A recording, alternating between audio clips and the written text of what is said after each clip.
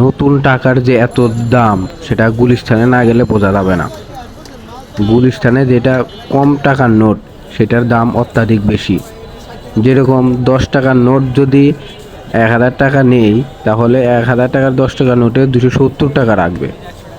20 টাকা নিলে 150 টাকা রাখবে, এবং 50 টাকা নিলে 1050 টাকা রাখবে, আর 100 টাকা নিলে হচ্ছে 40 টাকা রাখবে।